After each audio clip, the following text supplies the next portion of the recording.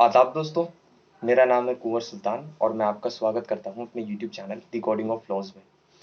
तो दोस्तों, हमारी जो केस मैट की सीरीज चल रही है सिविल प्रोसीजर कोड की, उसके केसेस का ये सीरीज का ये चौथा केस है। और इस केस में आज हम डिस्कस करेंगे सेक्शन 11 के बारे में। तो ये केस का नाम है स्टेट ऑफ यूपी वर्सेस नवाब हुसैन। तो ये कंस्ट्रक्टिव रेस जुडिकाटा से रिलेटेड है, जो सेक्शन 11 की एक्सप्लेनेशन 4 में गिवन है, मेंशन्ड है। तो अपने नाज़रीन को मैं पहले बता दूं कि कंस्ट्रक्टिव रेजिडिकाटा का मतलब क्या होता है। दोस्तों, इसका सिंपल सा मतलब ये है कि अगर कोई ऐसा फैक्ट या कंटेंशन या ऐसा एविडेंस आप जो है शो कर सकते थे, जो आपको करना चाहिए था अपने केस को जीतने के लिए, और आपने वो रेज नहीं किया इशू, वो इशू या एविडेंस या फिर वो पॉइंट ऑफ लॉ आपने रेज नहीं किया, तो फिर आपको ना रेस जुडिकाटा अप्लाई हो जाएगा। आप उस पॉइंट को आगे रेज नहीं कर सकते किसी भी प्रोसीडिंग में। तो इतना इसका इतना सा मतलब होता है। बाकी अभी हम केस पढ़ेंगे तो केस से हो जाएगा क्लियर। तो दोस्तों, इसके फैक्ट्स इस तरह से हैं कि जो रिस्पोंडेंट है इसमें एक सब इंस्पेक्टर ऑफ पुलिस होता है। उनको करप्शन के चार्जेस के लिए वजह से जो डीआईजी होते हैं वो उनको डिसमिस कर देते हैं। तो वो उनकी अपील करते हैं, मतलब कोर्ट में जाते हैं, तो वो डिसमिस हो जाती है। तो फिर वो जो हाई कोर्ट है, इलाहाबाद हाई कोर्ट में, उसमें रिट दायर करते हैं आर्टिकल 226 में।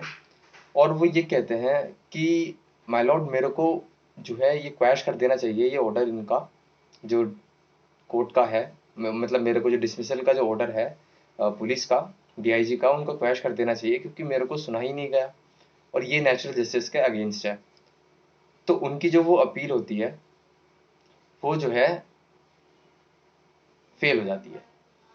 अब वो फिर से एक और सिविल सूट ले आते हैं जज में, और वो ये कहते हैं उस सूट में, जो इंस्पेक्टर होते हैं, सब इंस्पेक्टर, कि माय लॉर्ड जो आर्टिकल 311 है उसका सब क्लॉज 1, वो ये कहता है कि डीआईजी तो उनको जो है रिमूव ही नहीं कर सकते, उनके पास अथॉरिटी नहीं है उसके अकॉर्डिंग। तो ये जो इन्होंने मेरे को रिमूव किया है वो जो है गलत किया है, और ये जो है लॉ में जो है इनवैलिड है, क्योंकि उनको सिर्फ आईजी ने जो है उनको अपॉइंट किया, तो वही उनको रिमूव कर सकते हैं, मतलब या फिर हायर अथॉरिटी ही उससे रिमूव कर सकती है। तो उन्होंने ये कंटेंशन लिया। अब जो गवर्नमेंट है वो ट्रायल कोर्ट में कहती है कि माय लॉर्ड, ये जो है यहाँ पे कंस्ट्रक्टिव रेस जुडिकाटा लगेगा, क्योंकि ये पॉइंट इनको पहले रेज करना चाहिए था जब सूट चल रहा था, तब इन्होंने इसको पॉइंट को रेज नहीं किया। तो अब इसमें जो है रेस जुडिकाटा लगाइए और इनको जो है बार कीजिए इस सूट को लाने से। तो ट्रायल कोर्ट उनकी जो स्टेट गवर्नमेंट की जो है कंटेंशन को जो है मान लेता। फिर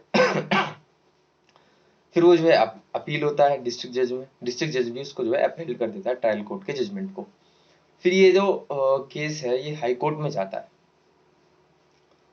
और हाई कोर्ट इस ऑर्डर को डिस्ट्रिक्ट जज ने अपहेल्ड किया था ट्रायल कोर्ट के, इसको रिवर्स कर देता है और ये कहता है कि भाई जो पॉइंट रेज हुआ था सिर्फ उसी पे तो रेज जुडिकाटा लगेगा हाई कोर्ट के अकॉर्डिंग, और जो रेज ही नहीं हुआ और कोर्ट ने डिसाइड नहीं किया उस पर रेज जुडिकाटा कैसे लगेगा। और तो ये इसका इशू है। इशू इसमें दो इशू आते हैं कि भाई पहले तो ये जानना पड़ेगा कि जो रिट रिट होती है हमारी आर्टिकल 32 में या आर्टिकल 26 में, क्या इसमें भी रेस जुडिकाटा अप्लाई होता है। और दूसरा वही पॉइंट रेस जुडिकाटा का, कि भाई क्या अगर जो पॉइंट रेज नहीं किया, बल्कि रेज नहीं किया मगर करना चाहिए था उसे, तो क्या उस पर भी रेस जुडिकाटा लग जाएगा। तो सुप्रीम कोर्ट ऑब्जर्व करता है कि एक Devilal Modi versus sales tax case था। इस केस में जो कोर्ट था, जज साहब थे, और जो बेंच थी, मतलब उन्होंने जो है इस केस में कहा था कि जो हमारा रेस जुडिकाटा का प्रिंसिपल है, कंस्ट्रक्टिव रेस जुडिकाटा का, वो रिट रिट जुरिसडिक्शन में भी लगेगा। और ये भी कहा था कि भाई जो पॉइंट उन्हें रेस करना चाहिए था वो जो है, लेकिन उन्होंने नहीं किया, तो अगले सूट में वो जो है किसी में अप्लाई नहीं कर सकते, दूसरे सूट में वो जो है उस पॉइंट को रेज नहीं कर सकते। तो हमारे जो दोनों इशू थे, एक तो ये कि भाई जो पॉइंट रेज नहीं किया मगर करना चाहिए था, तो आगे वो उसको रेज नहीं किया जाएगा और ये जो है रेस जुडिकाटा से बाहर हो जाएगा।